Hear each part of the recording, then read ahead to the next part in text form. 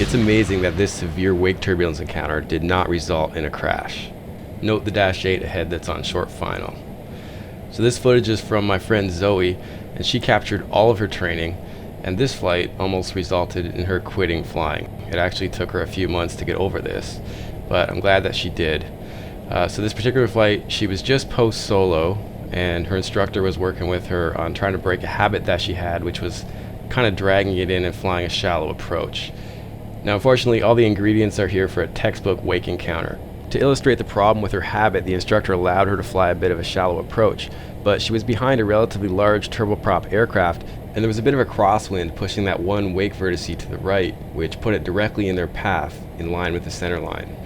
Now this did result in a CADOR, which is a Canadian Aviation Daily Occurrence Report. So Transport Canada got involved and there was an investigation done. So let's go easy on the instructor in the comments, please. He redeems himself by saving it when Zoe becomes a passenger, which you'll see happen when you see her hands grab the glare shield after she starts to lose control when the wake gets the airplane. But this is really dramatic, and it was brave of Zoe to share this so others could learn from it. So let's ride along. I'm not going to talk through it, but what you start to see happening here is not control inputs from Zoe. This is the wake getting the airplane.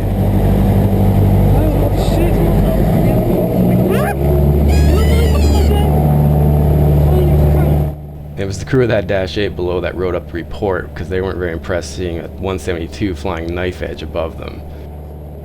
So it's pretty amazing how fast it happens, and that wing drop is pretty extreme. Apparently the instructor hammered the power and just held the control neutral because he knew an aggressive aileron input might have resulted in a stall spin. So it was essentially the torque of the engine that picked up that dropped right wing. It's a testament to both Cessna and the instructor that this airplane remained flying at 45 knots in a steep bank, and it didn't result in tragedy. Now you might think that's enough drama for one student pilot, but it's always gotten more in her short career. This is a case where she was out in the practice area shortly after getting back in the saddle, and this airplane came out of nowhere. Whoa! I did not see you! Now I've been flying for a reasonably long time, and I've had some close calls, but never anything this close.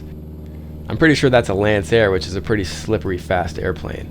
Zoe was solo on this flight, and something she told me about this was that she'd gotten so used to having her instructor beside her that the right window was generally blocked, and or the instructor was taking care of looking that way for clearing. But this brings up the point that if you've got a non-flying passenger, it's really important to have them help with lookout. I actually make it part of my passenger briefing and make a game of it that if they spot an airplane before I do, I'll throw them a $5 bill, or if we're heading out afterwards, I'll cover their first drink. Juliet Echo Sierra, line up and wait, runway 08. Line up and wait, Juliet Echo Sierra. When Zoe showed me the footage from this flight, I knew I needed to make a video about her. Basically, this is the first case where I really saw her execute the decision-making skills of a true pilot in command. So this is going to be another trip out to the practice area. And as you can see, there's a little bit of wispy cloud action happening out there. It wasn't forecast and it wasn't supposed to get very thick, but it did become an issue, and she handled it really well. Juliet Echo Sierra on departure, turn left direct the northeast corner of the harbor, then passing north of the Hearn Stacks eastbound. Winds from the east at 10, clear for takeoff runway 08. North of the stacks, cleared for takeoff 08, Juliet Echo Sierra. Now at the best of times, Zoe can sound a little bit uppity on the radio, so forgive her that. It's kind of her normal voice.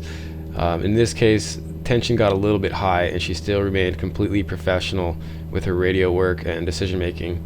So I'm just going to let this run mostly intact. I'll cut it up a little bit just to get rid of dead air. Tower Porter 685 with you on Alpha, ready for takeoff. Porter 685, City Tower, line up and wait, runway 08. On departure, runway heading not above 3000. Line up and wait, runway 08 after departure, runway heading not above 3000, Porter 685. So in terms of situational awareness, just to paint a bit of a picture as to what's going on, that's a Dash 8 that's lining up on 08 that's getting ready to go. Zoe is still in the way of the departure path for the IFR traffic, so the control tower is going to need to get her sort of on her way and out of the way shortly. And as you can see, Zoe is encountering some unforecast cloud, and you can tell by the way she's goggling around that she's definitely feeling a little bit of tension here, and she's sort of wrapping her head around what to do. Juliet Echo Sierra, climb to 2500. Climb into 2500, Juliet Echo Sierra. Bravo Charlie Kilo, another left 10 degrees, and stop your climb 1500. 1500, Bravo Charlie Kilo.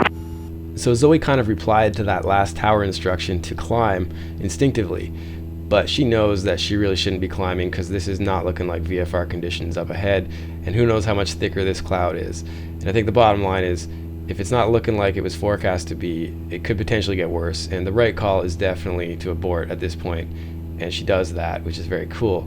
But what's also very cool is to watch the system work. Some of us might feel stressed to impose on ATC, but they're there to help. The tower's cool about it, and so is the Dash 8 that's waiting, so watch this. City Tower, this is Juliet Echo Sierra. I have a bank of clouds in front of me. I'm actually going to need to descend. Juliet Echo Sierra, okay, I checked the marks. Juliet Echo Sierra, and maintain VFR at all times. City Tower, Juliet Echo Sierra. I'm going to return to City for landing on 08. Juliet Echo Sierra, okay, you can make the right turn and clear to right downwind runway 08. Clear for right downwind 08, Juliet Echo Sierra. 4685, it'll just be a couple minutes. Cessna has to return to cross the departure path. 4685. Bravo Charlie Kilo, Cessna traffic ahead, starting a right turn to rejoin the downwind traffic. Do you still have them in sight?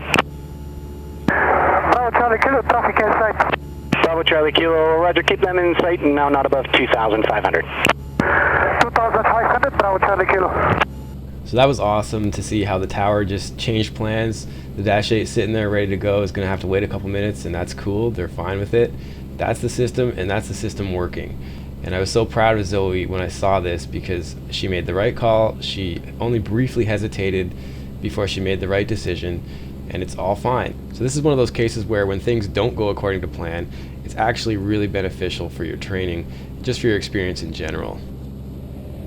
So Zoe brought this one in for a picture-perfect landing, and she's since done her solo cross country, and she's now prepping for the flight test. But she hasn't got the written test done yet, which again is a big point for flight training, that you want to bang out that written test as early on as you can, because ultimately it will end up being something that holds you back if you let that slide. I'm actually suffering from the exact same situation with my IFR training.